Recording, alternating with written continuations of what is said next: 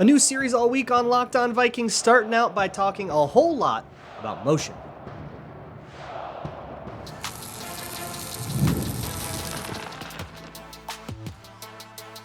You are Locked On Vikings, your daily Minnesota Vikings podcast, part of the Locked On Podcast Network, your team every day. Hello, everybody, and welcome to the Locked On Vikings podcast, where we're always trying to learn something new. It's part of the Locked On Podcast Network, your team every day. And thank you so much for my hashtag everydayers. Those of you who listen to this show every single day, you're going to get rewarded for this one. I guarantee you're going to learn something new, unless you're like literally Mike McDaniel. Very excited to share what we've got today. If you are new here and you've come to this because you're looking for a resource on motions, you've come to the right place. My name is Luke. I will be your host today. If you want a daily show on the Minnesota Vikings, just search out Locked On Vikings wherever you find your favorite podcasts, including YouTube or Amazon Fire and Roku if you download the Locked On Minnesota Sports app. Today's episode is brought to you by FanDuel. Make every moment more as playoffs and everything else wind down. Today's episode is brought to you by FanDuel. Make every moment more. This summer, FanDuel is hooking up all customers with a boost or bonus daily. That's right. There is something for everyone every day all summer long. Visit FanDuel.com/lockedon to get started. I am very excited for this. Okay, so here's the deal. This week, I'm out of town for the 4th of July, so I pre-recorded a big old series on the Vikings Playbook, essentially. This is what this is going to be, a breakdown of scheme of X's and O's, and we're going to be doing this all week long, except for Tuesday, which will be Twitter Tuesday, so get your well, it'll be too late to get your questions in by the time this is up. I'll have already recorded it. But you can always leave me other questions at the Google form in the show notes or at lockedonvikingspodcast@gmail.com, and I'll come around to them next time. But for now, we are going to spend all week talking about the brutal details of a Shanahan-McVay playbook, which is what the Vikings run. My sources for this are a Shanahan playbook and a McVay, like a 49ers and a Rams playbook from a few years ago that I've been using as a resource for a long time. I'm happy to share those with you. Just send me an email, again, lockedonvikingspodcast@gmail.com, as well as some other resources that I can't share with you, but I can relay some stuff to you. So that's like a big source here, as well as some of the other like free resources out there on scheme and stuff like that. A lot of like JT O'Sullivan things. I've learned a lot from him. I encourage you to do the same. But today we're going to go through motion. Motion is, I think, a good place to start because it's before the snap, right? This is the setup. So we're actually going to have to talk a little bit about formations just so we understand the context. And so this is the setup. This is getting everybody in the right place, why they are where they are, and why they may be moved from one place to the other. That's the main topic. But when you hear about motion, like, I think the conversation about motion has been very rudimentary, right? Like, if you think about like the merits of, if you've heard about like a debate about motion, an article about motion, it's probably been trying to answer the question, is motion or is motion not good? Like, is it a good idea or not? And while that's a fine question, it doesn't really seek to understand the system in any detail. It just, a lot of these are, analytics articles or other sort of studies that look at plays with motion versus plays without motion and asks, how can we measure if these are better or not? And you will get the answer that motion's pretty good. You should do it. That's such a simplistic thing. Okay, how do I do motion? When do I do motion? How does the advantage of motion manifest itself? There's so many more questions that those sorts of things don't answer, and that's what I'm setting out to answer today. So, to understand the motion, we have to present the challenge of this, right? Motion can do a whole bunch of different things.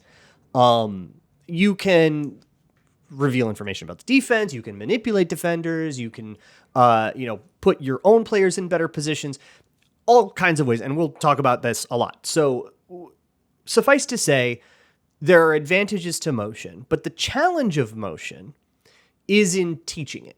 If everybody's brain were linked to the same hypercomputer, like we are Legion, then you probably would want to use motion every single play in a whole bunch of different ways, assuming you weren't like up against the clock. That's one of the disadvantages of motion, is it takes time. And if you're in like a 2-minute drill or something, you probably aren't going to want to use a lot of motion.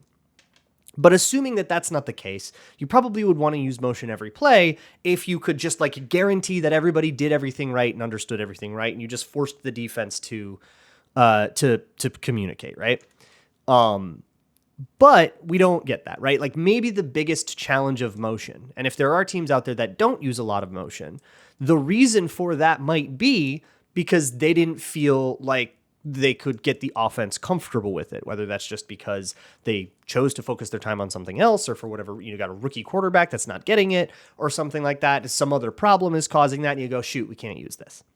So the challenge in motion, a lot of the challenge in motion lies in properly teaching it and communicating it with your team. Now, at the pro level where we're talking here, that shouldn't be an issue. These are all fully grown adults with fully developed brains and all that. You want to talk about the high school level or even some of the lower, like college levels, then that's a much more valid concern. But at the NFL level, yeah, if your QB like doesn't understand the motions, you probably have a bigger problem than like a schematic tweak. For example, actually, in JT O'Sullivan's video about motion, which I will link in the show notes, please yell at me in the comments if I forget. In his video about it, he actually talks about how when he was a player, he didn't like motion because it made it harder for the QB to read things. It added an extra dynamic like element of, horizontal motion that makes the angles harder to parse out and adds this like layer of complexity that just made things harder. And half the time it's a defender just runs with it, and that's kind of that. And he kind of thought it felt like more of an ego thing for coaches than actually a good schematic tool, which then he got into coaching himself and he kind of, backed off that take a little bit. But I think that there's something to that, in that you don't want to do motion just to do it. It has to have a purpose, and what those purposes are, and then how those purposes and how those systems are communicated in the system of having to get all 11 players on the same page about it in the huddle, in, the time constraints of a play clock, is I think where the most intrigue lies, and where we have the most room to learn new stuff. So there are 5 things that I would say motion does that are useful. I'll break out its advantages into 5 main categories that I think catch most of the advantages you will get with motion, but certainly not comprehensively. One, they will reveal information about the defense, right? You motion someone out, a player runs with him. That'll give you information about the coverage. It'll also force the defense to communicate. It gives them a chance to mess that adjustment up. And sometimes you'll get busted coverages off of that. You get guys streaking wide open. It will give your players free releases. You can't really press somebody like, say, Jordan Addison if he's on the move at the snap. You will bring guys in and out of the box, and that can help you a lot in the run game, right? You motion somebody across the formation, maybe a linebacker leaves the box, and you run into right where that guy vacated. And then the 5th one is that it can generally manipulate defenders. It can take somebody and force them to go where you want them to be for your play to work, right? Which is sort of the same thing as the box, but this works in the passing game as well. And then real quick, we have to learn a little bit about formations too, and just like how they're delineated. A lot of times it'll be like, here's the formation, let's call it twins, right? 21 twins. And that means you've got a fullback in and a running back and a tight end. That's 21 personnel. And then you've got 2 wide receivers. And twins, it means different things, different places. But when I say twins, I'm talking about both the receivers on the same side of the formation. So you would say like 21 twins weak.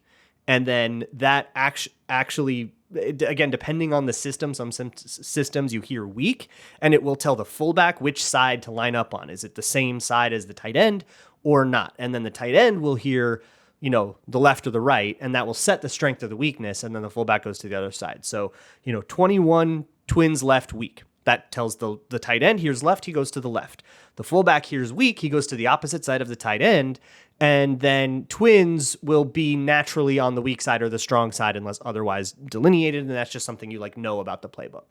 That's going to be how formations are given to you in a given play call. And all those different words will mean different things, right? But when you add motions to it, you will say something like, okay, 21 twins left weak, or 21 left twins weak, or something like that. And fly to I right, or something like that. And that will tell you, motion kind to here's what the formation needs to end up as. But as a shorthand, sometimes you won't do that. And instead you'll just say, 21 twins, or fly to 21 twins weak. And that tells a receiver who's supposed to be doing fly motion, and don't worry, we'll go over what all these words mean in a minute. But that means that a receiver who's supposed to be doing that motion knows that he's supposed to line up somewhere else at first and then use the motion to get into where the formation actually is. You can also call the play the opposite way, where you will, say formation, motion to, and then another formation. And a lot of playbooks will do both of these things. Offensive coordinators will do both of these things because sometimes you might want to, end up in a certain place. Sometimes you want to start in a certain place, knowing that you're, giving a certain look to the defense, then motion out of it. Sometimes you will change the timing of those things. You'll essentially give the quarterback control and he'll lift his foot up and kind of, stomp his foot, and that means motion. Or sometimes you'll tell the fullback or the person motioning, hey, it's on you to time this motion with where you are in the snap cadence or where something is in the play clock. It's on you to start the party here. And you go whenever you're ready, but this is now your responsibility. All of that depends on who you have, who you trust, and exactly how you want this stuff to time out. Okay. I've got a lot more to get into with this motion thing, and let's get into some of the specifics types of motion next. Today's episode of Locked On Vikings is brought to you by FanDuel, America's #1 sportsbook. And right now at FanDuel, you can grab all kinds of different promos depending on what day you come in, because this summer FanDuel is hooking up all customers with a boost or bonus daily. There's something for everyone every day all summer long. There's a lot of baseball stuff, a lot of women's basketball stuff, which is popping off big time. Go Lynx. So head on over to FanDuel.com/lockedon, whether you are a new customer or a returning one, and you can claim all of that stuff. You could lay down a quick gamble on Aaron Jones over or under 725.5 rushing yards. If you think he's going to get a 1,000-yard rushing season here in Minnesota, then maybe you'd want to slam that, or maybe you don't trust him at all to even start that many games and you'd slam the under. Whatever it is, you can find it at FanDuel.com/lockedon. FanDuel, make every moment more. Moving on with this motion episode of the Locked On Vikings podcast. Thank you so much for hanging out. Hey, if there's any major news or anything else you want a quicker reaction to, check out Locked On Minnesota Sports. Not only for the Vikings, but for the Timberwolves and the draft and the NHL draft that just happened. Lynx talk, Gophers talk, whatever you want, you can find it over there at Locked On Minnesota Sports. Roundtables and shows just like this one for all the major men's teams.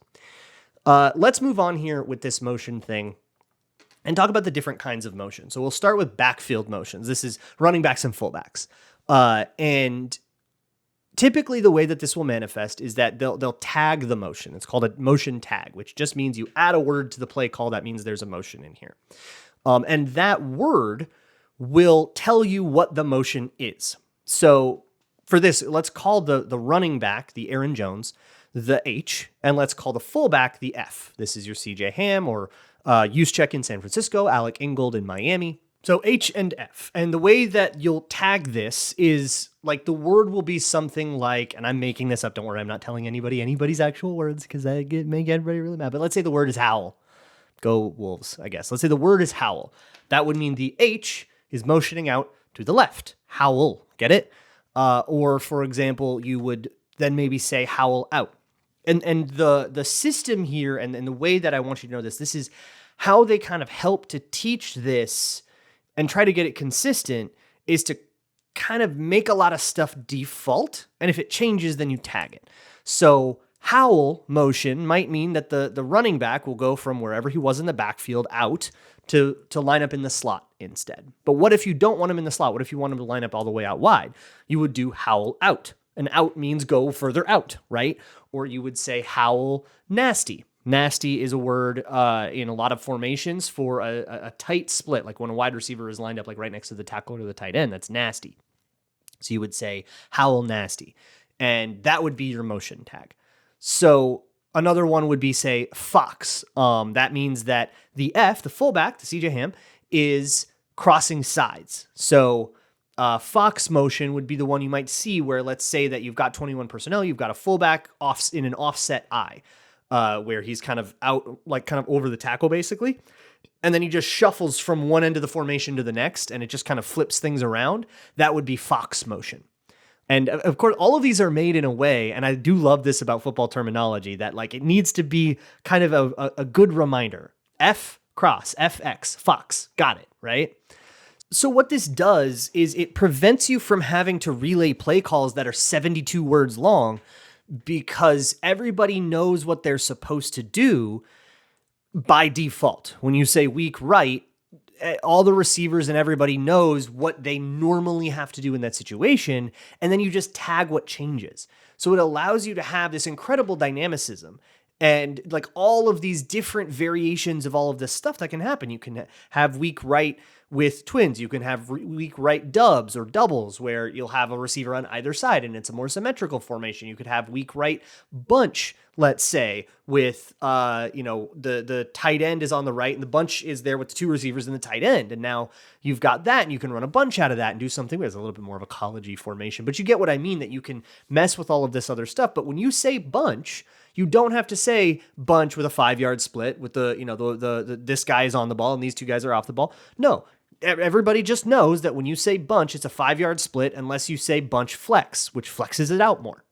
That's the way that this terminology is both complex but also efficient about its word usage. So you get kind of why this messes with the defense, right? Like guys are moving around. If the halfback is suddenly split out wide, then what used to be the 3, and if you don't know the way that defenses will usually label receivers, they won't usually say X, Y, Z and stuff. They'll just count it off from outside to in. So the number 1 receiver is the furthest out guy. The 2 is the slot, we'll say. And the 3 is the tight end, or maybe even 3 is the halfback if the tight end's on the other side of the formation. And then the other side will do it the other way. So you'll say there's the strong 1 or the weak 2. So the 3, which is usually the halfback, suddenly becomes the 1, and everybody has to talk to each other and say, hey, that's the 1, that's your guy now, and now I've got the new 3, which was the 2 before. And you can see how one little wire gets crossed and a guy gets wide open and it's a touchdown. And you just want to give the defense the opportunity to make that mistake. So that's part of it, but also their personnel might not be quite right? Like if you do howl out, then your H, let's say, is Christian McCaffrey. You get him out wide and there might be a linebacker coming out with him and he might be one-on-one with that linebacker, make him miss, you get a huge play. Well, if that's Christian McCaffrey, that's a pretty good idea, right? Like that's a pretty cool opportunity. And that kind of system, they got to it in a different way, was a big way that Dalvin Cook got a ton of receiving yards during his time in Minnesota because the Zimmer Kubiak, like Gary Kubiak loved to do that kind of stuff with Cook in particular. And the Packers love to do it with Aaron Jones. So we might even be back in that kind of system. And it is crazy important to have precision in these kinds of things so things are split up correctly. One misalignment can make the defense's job spatially so much easier by opening up a gap that wasn't supposed to be there, or just making it so that that linebacker that you were trying to make him run because they've got that slow linebacker over there, but you did the alignment wrong so he doesn't have to run as far, and now the entire advantage you worked so hard to generate has just gone out the window because a guy lined up, a yard closer to the numbers than he was supposed to. It's all very, very precise, but that's the kind of stuff you do in the spring installs, the OTAs that we just did, where you tell them, hey, when we're in this formation, that means you're at the numbers. That means you're at, 2 yards away from the hash. That means you're split between this guy and that guy, and this should all be evenly spaced. And you teach everybody that, and then they just have to memorize their part.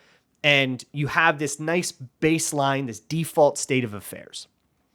Some other motion stuff that will exist, that's just backfield motions, but let's say, I'll make one up, Jazzy and Jeff, right? Jazzy and Jeff motion, Jazzy motion, Jeff motion. So I gave it a J name because this will be for when you motion somebody into the backfield, from like out wide to into the backfield. And I gave it a J name because that's a really fun thing to do with Justin Jefferson. We love that formation.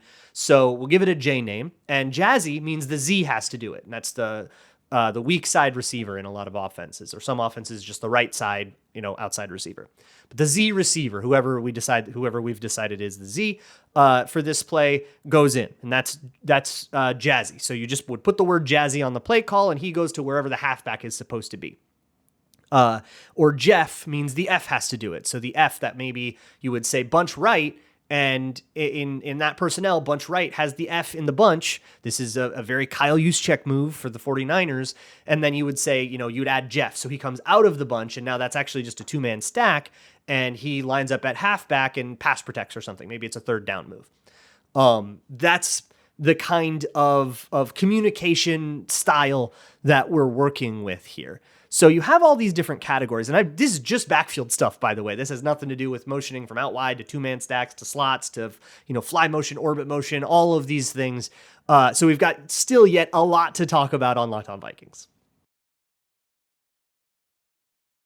Today's episode of Locked On Vikings is brought to you by BetterHelp. If you've been thinking about getting into therapy, BetterHelp is a great place to go if you want to see how to get started. Finding the right therapist is an important and underrated step in getting into therapy and getting into a therapy experience that's actually going to be good for you. And that's why BetterHelp, they do a lot of work to try to match you up with somebody who is right for you. And even if that doesn't work, you can always change therapists with no extra charge. So if you have a bad experience, you can kind of say, well, I know all therapy isn't like this. Let's try somebody else. And you can just sort of keep cycling through until you find somebody that jives with you. BetterHelp is designed to be flexible and suited to your schedule. So you can go remotely, you can do a video conference or a phone call or whatever it is that you are comfortable with. So start focusing with BetterHelp. Visit BetterHelp.com/lockedon today to get 10% off of your first month. That's BetterHelp, HELP.com/lockedon. Okay, moving on with this crash course on motions here on the Locked On Vikings podcast. Some other motions you maybe have seen before. I'll call it fly motion. That's the one that kind of looks like a jet sweep. It's usually more of a shift. It's not usually motion at the snap. And fly motion, again, different places are going to use different parameters for what counts as fly motion. What I'll do is I'll call it when it's the tight end or when it's somebody who's sort of split in, like a nasty wide receiver or a tight end or somebody who is crossing the formation. He's flying across the formation. We'll call that fly motion. Some people call that maybe escort motion. There's some overlap there depending on who you are and where you learned it. And of course, that changes when it's the tight end. That changes the strong and the weak side. That changes the entire category of coverage rules that you will be in. For the defense. All of the back seven on defense's jobs change when you change the strong side to the weak side. Unless they're just in straight up man coverage, you just changed everything for them. So they have lots of opportunities to mess up passing each other's duties onto each other. You could also call it big fly if you're coming from further out. Let's say the outside receiver is going to shift all the way across the formation, changing the strength of the formation. You'd call that big fly. That's the kind of thing, like it's not that complicated, right? In its individual components. It's just that there's a lot of individual components. So you'll hear something like fly to I right. So I right is a formation and everybody knows what I right is supposed to look like. And then you would say fly to I right.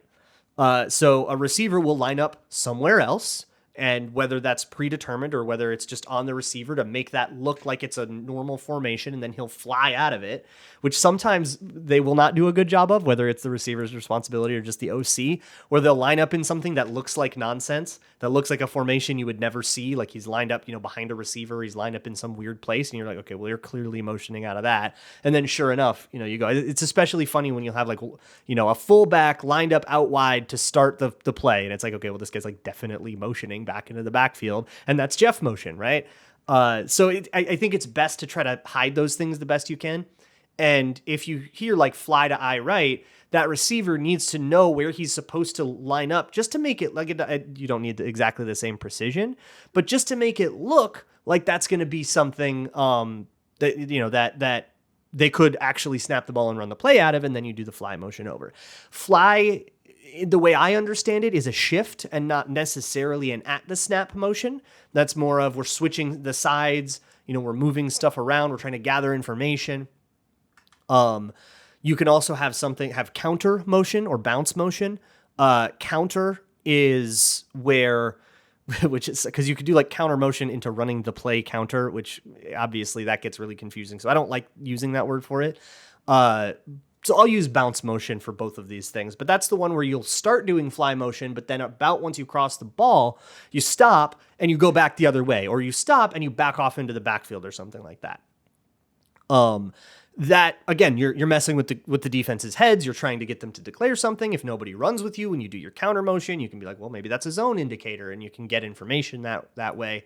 And then things will be like tagged left to right. So it'll be, formation, counter to formation. where you'll start, that receiver will be out wide, and really you're just sort of short motioning him in. You really just want him in the slot, but you're going to have him look like he's going all the way across and then just come back to the slot, maybe get a corner to run with him or mess with something.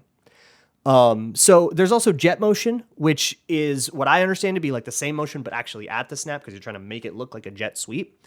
And then again, memorization, right? So if it's jet motion, and it's jet motion that's going to the left, so from the right to the left, we'll call that delta because it's got an L in it, right? So delta is going to be jet motion to the left. And if we want the other way, we'll call it spirit because spirit has an R in it. And those are both airlines. And there we go. We've now got our left and our right jet motion tag. And everybody can remember that because delta, jet, got an L in it. Okay, I've got it. So let's talk now about some strategic ideas in the last few minutes of this show. Some strategic ideas that you can use to kind of put all this stuff together. So let's say we're trying to run a tight end screen, one of those middle tight end screens that Kevin O'Connell seems to love so much. We're going to dump the ball off to Johnny Munt and hope that he can, scamper for 12 yards because everybody forgot about him. And we'll tag that. Well, I don't know, but pause the show and think about what you would tag that with, what motion you would want to tag that with to mess with the defense. Personally, I'm going to go with howl out. I'm going to have the running back who's not catching the screen motion out wide. And one of two things can happen here. Either a linebacker goes with him, and now that's one less guy we have to block on our middle T screen, or nobody goes with him. And maybe we can even tell the quarterback, hey, nobody goes with him and he's wide open. Maybe you flip it out to him instead. And we can maybe have, it's a screen, so you don't want like too many reads, but maybe we can have like a pre-snap alert for that or something like that. I'll give you another one. Let's say we're in 11 personnel. And we're in a fairly normal formation. We're in like a pro formation. So you've got a receiver on one side, you've got a slot, you've got another one. This is your classic like Madden formation. And on the strong side where you've got your slot and your regular receiver, and let's say the tight end's on the other side. And as part of the play, that slot is running a shallow cross. So he is going to essentially try to release directly over the ball, and he's going to run a shallow cross, and it's some kind of mesh or something like that, or a drive concept or whatever, right? There's a bunch of concepts that'll do that. So we want to make sure that he gets a good release off the ball from this slot that's playing inside leverage, and that's a problem, right? And we know this slot corner likes to play inside leverage when he's in this formation, and we want to release to the inside. So we got to get that guy out of there. So I am going to I'm going to tag this with big fly left. So I want big fly to actually the other side of the formation. So I want my outside receiver, let's say it's Justin Jefferson, is going to do fly motion all the way across, and he's going to go all the way across it and line up as the slot on the other side of the field. And now we just got Justin Jefferson in the slot, by the way. That's going to cause them some wrinkles. And the slot receiver now is the outermost receiver on the side Justin Jefferson just left from. Well, that slot corner is not going to like being inside leverage when he is now the outermost defender, because the guy that was supposed to be, holding him up over there just changed out. Well, now he's got that outside corner job. So he's going to shift to outside leverage, and we just got the release that we wanted to. It's like a very, very detailed little thing. But that could be the difference between getting that guy wide open and, hey, if it's 3rd and 4 and we just need to hit this guy on the shallow cross and that motion can do it, we can just like stamp our dub from from pre-snap. Isn't that a beautiful thing? Another one I've heard is called short motion, where you'll have somebody lined up like an outside receiver and they'll motion in to like where the slot would be, either to become the slot receiver or to join a 2-man stack or a bunch. You call it short motion, or I've heard clamp motion is another word for it. And that's a great way to get, say, a free release for Jordan Addison, right? Let's say you've got Jordan Addison out there. He's going up against some big physical corner that's been beating him up all day. You do a little bit of a clamp motion, and now he's in a 2-man stack. He's behind the 2-man stack. So that big physical press corner, now he's staring TJ Hawkinson in the face, who's been lined up at Y here, who's lined up in the slot. And he's not going to press Hawkinson nearly as much. Hawkinson's going to go run his route, probably get clamped by a corner, because that's not a mismatch you're necessarily looking for unless it's like the red zone. But now you have Jordan Addison away from that physical corner, and he's off the ball. And that's another thing that everybody kind of has to know. Hey, when we go to this formation, we're motioning a guy over here. That means you have to come off the ball and you have to come on the ball. We have to switch it to make sure our formation is legal. It's another thing that everybody just kind of has to understand what it means if we just took a guy who was on the ball and we motioned him into the backfield. Hey, that means you've got to get on the ball or this is a legal formation. But being off the ball or on the ball also has pros and cons. If you're on the ball, you're going to be a little bit easier to press. A corner can get closer to you and actually jam you right at the snap. But now Addison is off the ball and he can get a freer release that way. These are the kinds of details that can make all the difference in certain plays. But what are those plays? That will be the rest of this series. We'll talk about the run game, pass game, play action. And I think those will be the 3 episodes plus the mailbag, unless in between now and recording the rest of them, I come up with something more interesting. But I hope that you at least retain something. I know I just firebombed a whole bunch of information at you about motions. But I hope that if you retain anything, it's at least the ideas behind those motions. Forget about memorizing the words. Most of them are terms that I made up. They're not terms that teams actually use. I wouldn't share those with you. But you can kind of understand the idea of, naming something like Jazzy and Jeff, right? Well, we know like Jazzy Jeff, that goes together, right? We know that those are the same motion, and it's got a J in it and it's got a Z in it. And I've got my reminder and all the information I need right in that one word. And I only have to add one word to the play call to add this extra layer of complexity that makes it way harder for them than it does for us. That's the key to motion. To successfully doing motion is that you are adding complexity to your own side, and it can only work if it adds more complexity to their side. If you just motion just to do it, but it doesn't add any complexity to their side, because everybody nowadays knows how to deal with fly motion if there's nothing else attached to it that makes it actually sensical. If you're not doing it to get the release you want, then you're kind of just wasting your time, and you're giving your own players an opportunity to mess up this extra layer of complexity. That's the key. Again, in the NFL, you kind of expect guys to be able to keep up with it, but depending on what level you're talking about, that could introduce a really big problem. I can't wait to get more in depth in this kind of stuff. I hope you like this series. It's what we're doing all week. I will see you all tomorrow. And as always, Skull.